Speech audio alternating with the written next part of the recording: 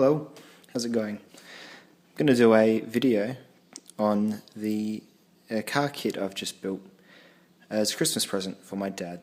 My dad's very hard to buy for because he just tends to get the things he wants as he wants them. He's obviously a bit more financially free, so I just thought this would be a great idea of something to put together for something. It's got that sort of homemade, although it's all bought things, it's got that a bit of extra thought in, I thought, so it's quite a good Christmas present, so hopefully he enjoys it. And I thought I'd run through it for the gearheads out there as well. Might give them some ideas, or perhaps you could give me some ideas of some last minute stuff to stick in there.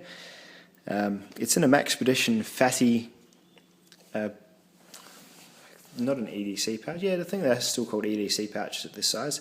It's the second biggest of the EDC pouches, so they make a beefy one as well, which is quite large. So it's a very similar to my EDC pocket organizer, but quite large.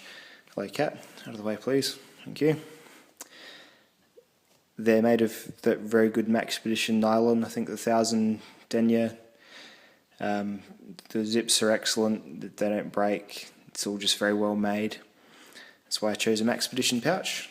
It's a camera wobble there, sorry.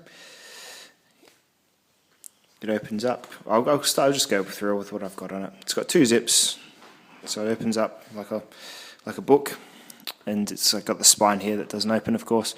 Handle at the top, some molly webbing at the back to attach to a backpack, and the handle at the top. In the front pouch, I've put a Light My Fire fork and spoon. The philosophy behind a car kit, such as this, is that it should help you when you're out and away from your house, obviously, with perhaps the more sophisticated problems that you come across. So you've got your little EDC kit, which will help you open things and tie things up, and then perhaps your car kit's one kicks it up a notch and helps you with your, say, this spork in mind. Perhaps you've bought a cup of coffee from a service station and it's got sugar and it's all settled to the bottom and it just sucks, and you've bought a cup of coffee and you don't want your coffee to taste crappy, so you want to stir some sugar into it.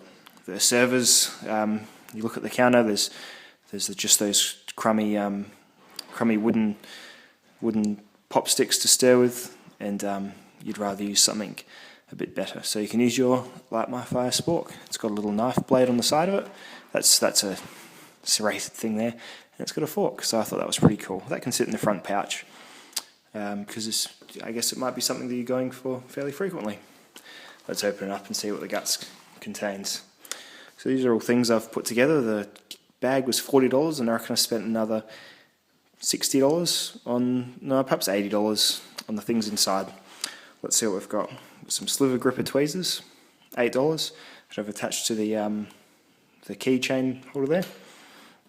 I've got a Leatherman Micro, which has your scissors in it, so we can cut. You've got a torch. These are on this side. I've got some pretty basic EDC things. So scissors, little Phoenix E01 single AAA battery flashlight. It's quite a good one. It's just a twist. It's very cheap. It's very bright. I think it's 25 lumens, which is pretty good from something the size of your index finger. And pretty bright, and the battery lasts for ages, which is what you want.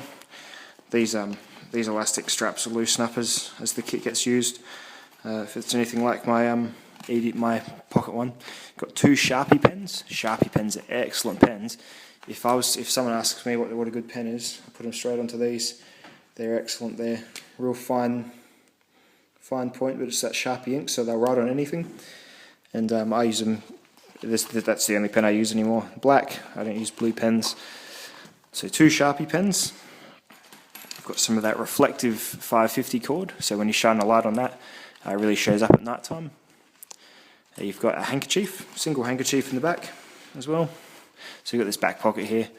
I've chosen to keep that side for just these sort of fabric-y things. And I've got a spanner and some cable ties. Because another purpose of a car kit would be for car-related things.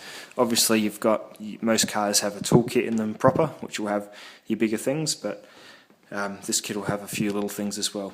And I've built this kit. You'll notice there's no multi-tool. No proper one anyway. I've built this kit knowing that my dad carries a Leatherman Wave, so before you say that's missing, that's already accounted for, and he keeps his wave in his car, and I know that to be the case. Some cable ties, I think 12 cable ties. These are sort of I got the size that fitted into the kit. Cable ties are handy for very, very wide variety of applications, and I thought it was something good to have in there. Got a little stick of WD-40. Fortunately, it fit in there. That's secured with a strap, so it rides along the spine of the case. And then down here, I've got two galvanized carabiners. So these are ones strong enough to. Oh, these are ones I use to secure a shade sail, which on a windy day endures a very high amount of force. So they're quite good ones. You could probably tow with them, or at least use them to winch and things like that. They're quite good quality ones. Got a Sanren U604 folding Tanto knife, just as his knife option. My dad's not particularly knifey, but I've got this one because it's a good piercer and quite sharp, chisel ground. You won't ever have to worry about sharpening it. It's got a little liner lock in there and quite a good little knife. You see below that there's a Bic lighter.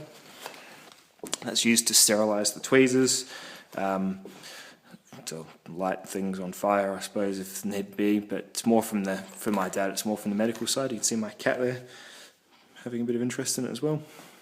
Hello, cat. There she goes. I've got a little Marbig hard-cased writing pad in there to go with the pens.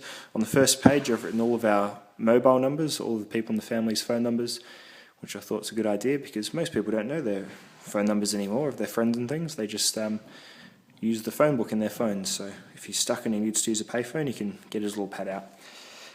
So I thought that was a good idea. And this back part here, it's packed very tightly with the medical side of things. Apart from the duct tape, it's just some cloth duct tape, which is very good stuff. So for everything, this is all medical. So you've got super glue. I've put that in a Ziploc bag in case it fails. I'd hate for it to ruin the kit. Some gloves, an emergency blanket, and various sorts of bandages, splinter extractors, and that sort of thing. So that's the kit. I think it's a fairly good one, but I'd love to hear if you have anything else I could grab sort of in the last minute and put it in there too, because I've got a little bit more space just there. If you think of something to go there, that'd be cool. Thanks for watching once again, and next time I'll keep the cat out, I think. Thanks for watching. See you then.